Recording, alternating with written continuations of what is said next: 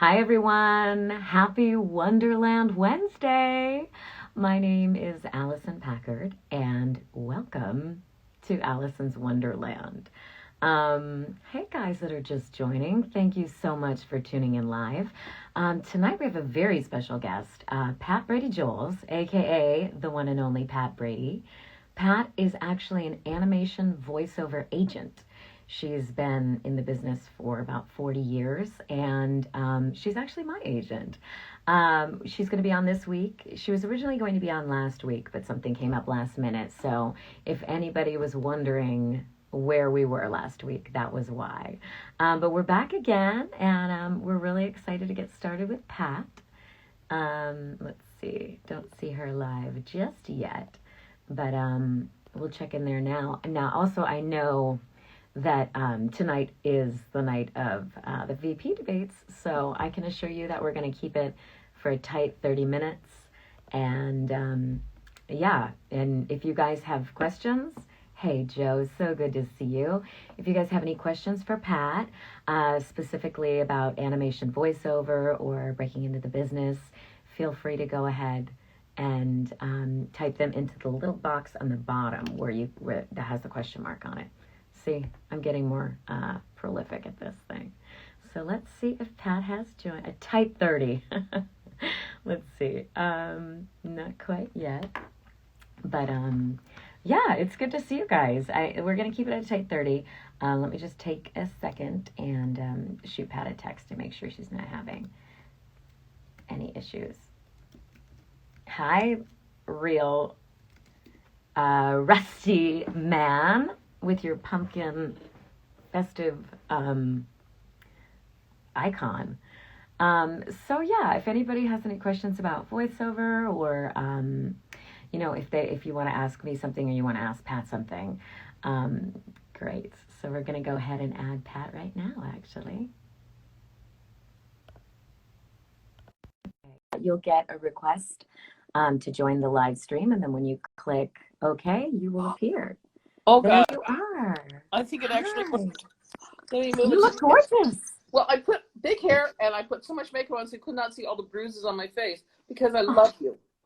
Oh, well, thanks. It's so glad to have you on here. Oh, thank you, honey. It's been a while since I've seen your face because, of course, yeah. the global pandemic has put a little bit of separation in our ability to see each other. But well, to me, the best thing is that I have not had color on my hair October. So seriously, dude, this is my color. I'm so happy. I love it. Like a taupe? Yeah, it's like a taupe, and all this gray is like I had highlights and they didn't cost me $290. Natural highlights. I love it. How are you? How's my boy? Oh, my son Bodhi is doing great. Yeah, it's been, quite the journey, but fortunately he's back at preschool now, and they're doing an awesome job, and we feel very grateful. Their classes are all outside and social distance. Oh, that's nice. Yeah. I won't let my grandson go back. I just won't. Because he's 13, and they get into too much mischief when they're at school. So I was like, yeah, I don't trust anybody else. Not much upside there. No. But you look beautiful. I love your studio. Thank you. I've seen pictures of it. It's very cool. Thank you. So I was doing some research, Pat, and I actually didn't know this, but you were a musical theater major? Yes, I was. Actually, wow, that's amazing. UCLA in 1973, but they closed the program in 1974, just when I graduated, because I was 8 months pregnant with my son when I graduated. So yeah, oh please, I just wanted to grow up and be Dorothy Loudon. That's all. I wanted to be a character actress on Broadway. Not a mission accomplished. Yeah, I could sing, I could kind of dance, but I was a better singer and actress. But no, it was like it went from musical comedy to stand-up comedy.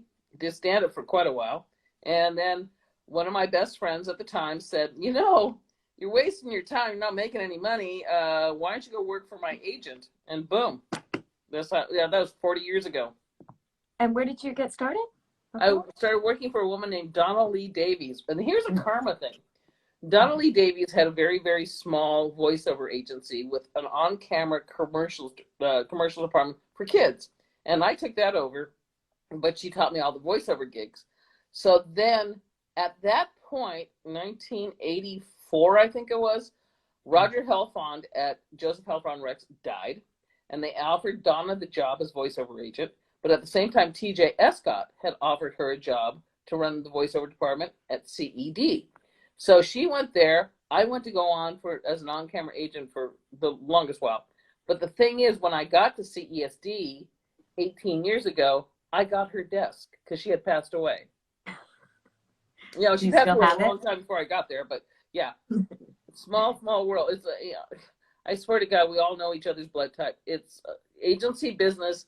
I don't know who's watching this or who's listening to it, who have agents. We all know each other.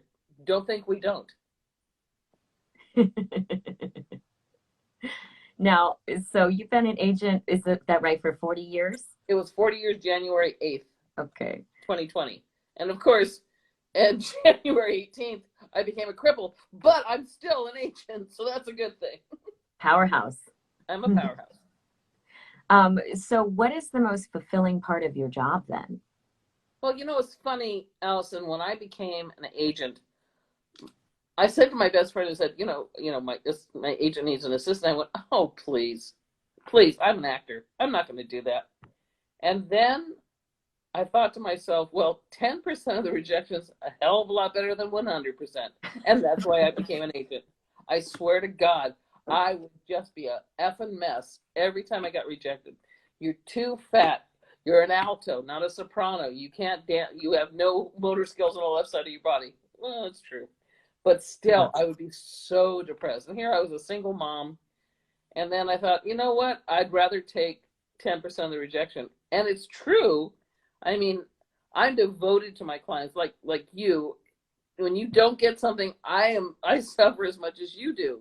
Mm-hmm. Or, but then again, it starts to roll. You start as you have done, you get on a roll and you do really, really well. And that fulfills an agent. Well, it fulfills me. I can't speak for other agents.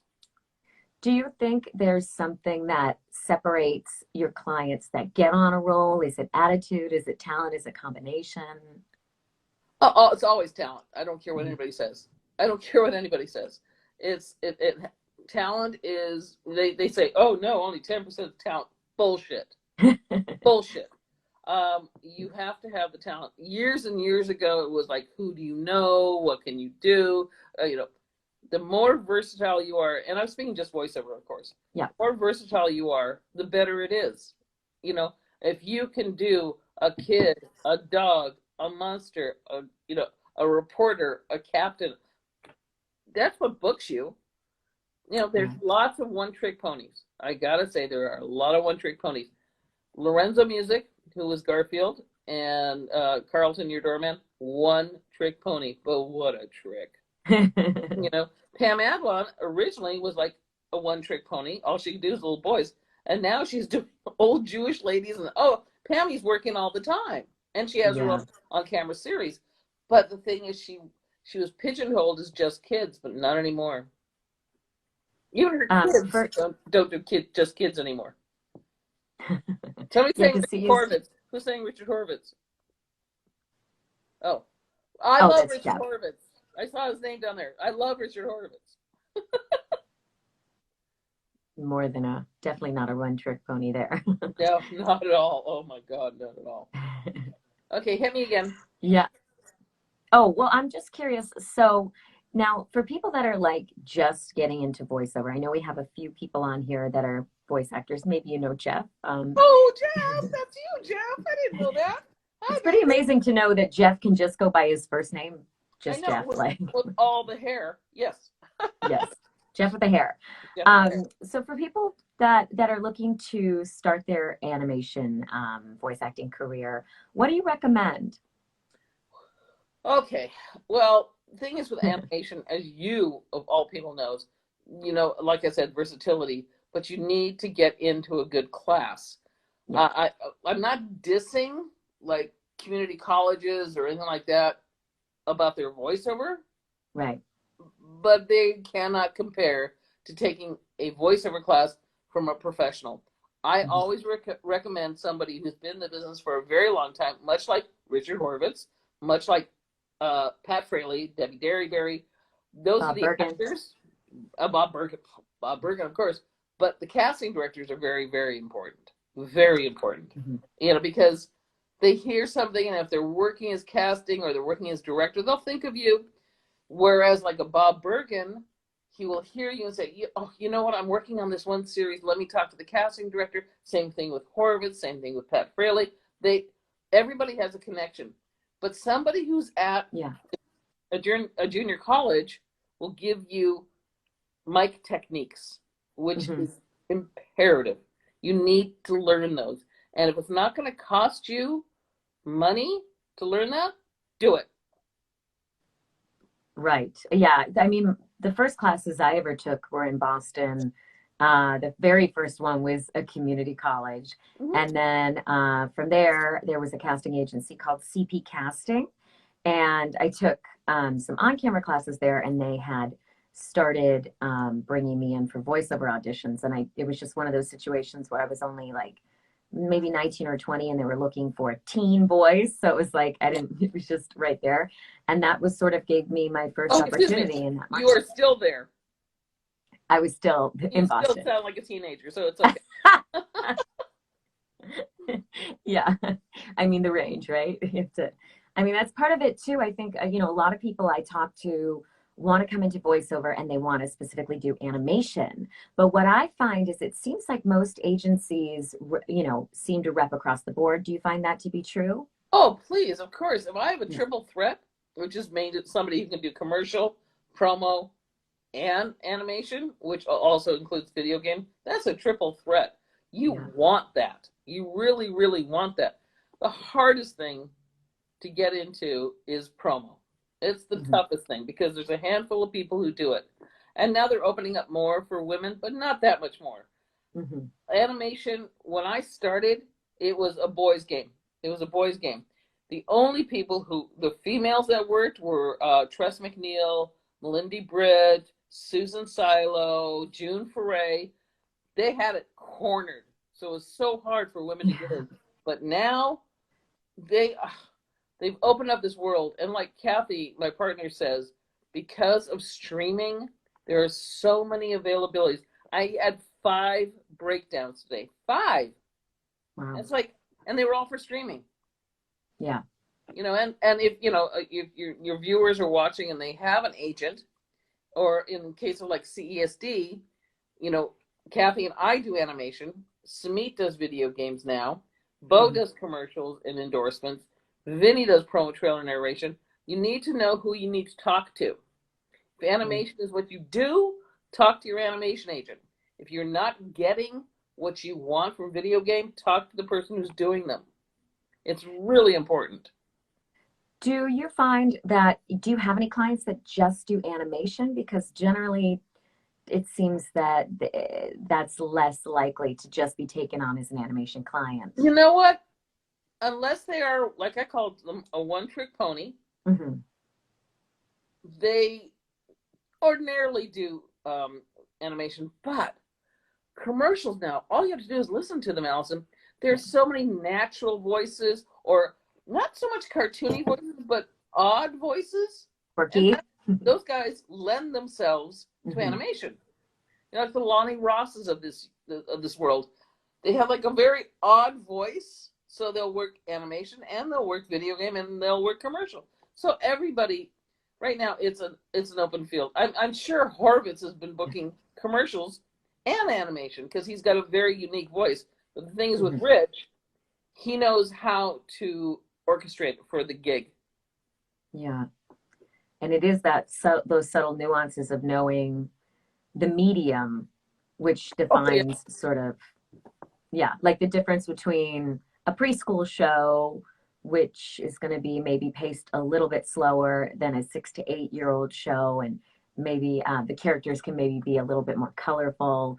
And then you get into the video games where it's still a sense of, it's still character acting, but then it's often very realistic. And I have a client who is on the raunchiest show on Adult Swim you could ever believe. And then she does the cutest preschool show on Disney. So what can I say? Unless it's a contractual obligation, they can do whatever they bloody well please. And it's just amazing how it's opened up compared to what I went through 40 years ago. Yeah. Were you always in animation, or did you start in a different facet? No, when you start as a voiceover agent, you do everything. I mean, I did everything. As a matter of fact, I love the show business story. I mean, most of your people watching, or you are very familiar with Keith Ferguson. Keith Ferguson works nonstop in animation. But, 25 years ago, I went to a voiceover workshop, which, we used to do that all the time. And it was a commercial workshop because I did work voiceover commercials. And this kid stands up there and does an okay commercial. And then one of the guys in the back behind me said, "Do your Ross Perot impression." He does a dead-on Ross Perot. So I said, okay, of course, it was election time. So I said, "You, me, now." So he went outside, we talked.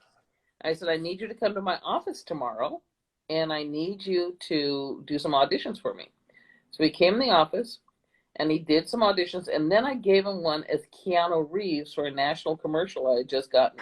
And he did dead on. So he got an agent, a national commercial, and his SAG card all the same day. Oh my gosh. That is a pretty unusual story. You never know. I mean, right now, the hook is, I gotta tell you, is voice matching. Yeah. We're killing it in voice matching. It's a great area because especially, I mean, I don't just do animation, neither does Kathy. We do ADR, as you well know, doing voice matching for feature films. And we work with like a Barbara Harris or Terry Douglas for adding into a looping group. We don't represent looping groups. But, I get a call that they want somebody who can do a particular voiceover match. Boom. I got him. God love him. We just took a brand new client on. His name is Chris Moreau. Great guy. Dead on impersonator. One of Jim Meskimen and Piot's pals. And both booked him on a commercial yesterday. Doing a voice match. So it happens. If somebody in your audience is watching and they do great voice matches, it kills. It does. And if their agent has the ability to hook into that stuff, man, because this is one thing that some actors don't know, that if you get, Fred, of course Fred's a voice matcher. Fred Tatasciore, I'm not even going to go there with him. I'm seeing all the scrolls at the bottom. What happens is that, you have so many agents who do everything, and when they can share information like that. Alicyn, if I know that you can do a dead on Drew Barrymore, and then Bo needs a Drew Barrymore, or Samit needs it's a team situation. And even though we're at home, we talk to each other all day long. We have an inter-office situation here with our home computers. And so it's, you might as well just be in the office. And every week, Paul puts up a Zoom for us all to talk. But we all talk every day. That's something I'm also curious about is how has quarantine changed your job since my strap keeps falling? Hey guys, Hey, let's get this party